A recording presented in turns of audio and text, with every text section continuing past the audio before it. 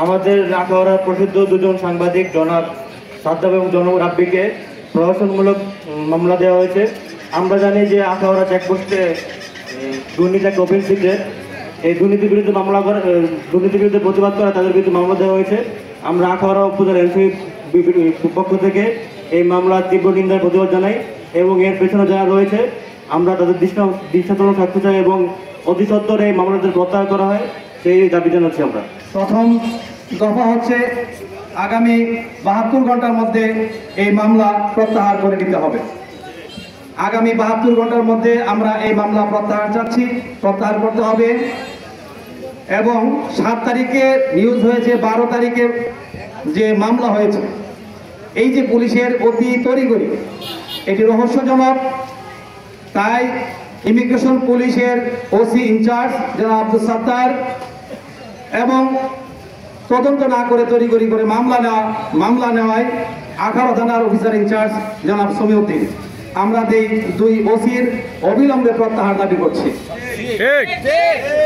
দফা 2, immigration in charge জনাব আব্দুল সাত্তার এবং আখাউড়া থানার অফিসার ইনচার্জ জনাব সমীউদ্দিন, এই দুই ওসিকে অবিলম্বে আখাউড়া থেকে প্রত্যাহার করতে হবে। আমাদের আরো একটি দাবি হচ্ছে যে সংবাদ প্রকাশ হয়েছে, এই সংবাদের যে দুর্নীতি অনিয়ম হয়েছে, এই দুর্নীতি অনিয়মে সুষ্ঠু তদন্তক্রমে এই দুর্নীতির সাথে সংশ্লিষ্ট যাদের রয়েছে তাদেরকেও পর্যায়ক্রমে বিভাগীয় শাস্তির আওতায় আনতে হবে। তো সাংবাদিকরা আমাদের সমাজের রন্ধ্রে রন্ধ্রে এই লালিত দুর্নীতিকে তুলে ধরে আমাদের সমস্যা তুলে ধরে আমাদের এবং সমস্যার সমাধানেরও তারা বিভিন্ন পরিকল্পনা প্রস্তাবনা পেশ করে। আমি আশা করব এই মামলাটা যে কাজী হান্নান খাদেম সে ঘোষণা করেছে সাংবাদিক সমাজের পক্ষ থেকে যে 3 দফা, এই 3 দফা মেনে আমি আশা করি এটা সমাধান করবেন। কারণ সাংবাদিকদেরকে আপনি উস্কিয়ে তাদের মনে কষ্ট দিয়ে আপনি সমাজে ভালো কিছু আশা করতে পারেন না। সাংবাদিকরা অনেক কষ্টে তারা, আমি জানি পেশাটা এটা একটা কি বলবো, এটা হলো সবচেয়ে নিজের খায়া বনের মুস্তারানোর মতো। এত স্বল্প বেতনে বাংলাদেশি কোনো পেশা, গার্মেন্টস এবং এই সাংবাদিকতা সবচেয়ে কম বেতন দেয় মালিক পক্ষ। ওরা কোটি কোটি টাকা ইনকাম করে, কিন্তু সাংবাদিকদেরকে অনারিয়াম দিতে গেলে বকেয়া রাখে, অনেক কম দেয়।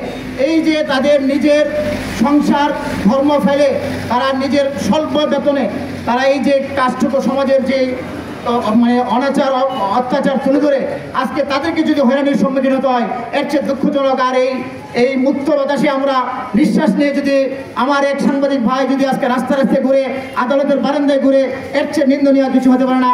আমি আশা করব ভবিষ্যতে আগামী ফেব্রুয়ারিতেই নতুন রাজনৈতিক সরকার হবে, তারপরে সবকিছুই সুন্দরভাবে একটি সুন্দর শোষণমুক্ত সমাজ হবে। আমরা কোনো সাংবাদিককে আর ভবিষ্যতে কোনো প্রশাসনিক কর্মকর্তা যেন হয়রানি না করে। আপনাদের যদি কোনো প্রকার অভিযোগ থাকে পত্রিকার সম্পাদকের কাছে আবেদন করবেন, নতুবা প্রেস কাউন্সিলে আমরা মামলা করবেন। প্রেস ইনস্টিটিউট আছে সেটা ঢাকাতে, আপনারা সেখানে অভিযোগ দায়ের করবেন, তাহলে তার বিরুদ্ধে ব্যবস্থা নেবেন। এখানে কেন আপনারা একটি মিথ্যা অভিযোগ দিয়ে তাহলে আর আপনার এতগুলা প্রাণ ঝরলো, এতগুলো লোক আহত, হাজার হাজার লোক আহত হয়ে এখনো হাসপাতালে কাতরাচ্ছে, তাহলে আমাদের কি লাভ হলো? আমি আশা করি এই 3 দফা দাবি মেনে নিয়ে আজকে এই 3 দিনের মধ্যে এই মামলা প্রত্যাহার করে ভবিষ্যতে আখাউড়া তথা বাংলাদেশের কোনো সাংবাদিকের বিরুদ্ধে অন্যায়ভাবে কোনো মামলা যেন আর না করা হয়, দায়ের করা হয়।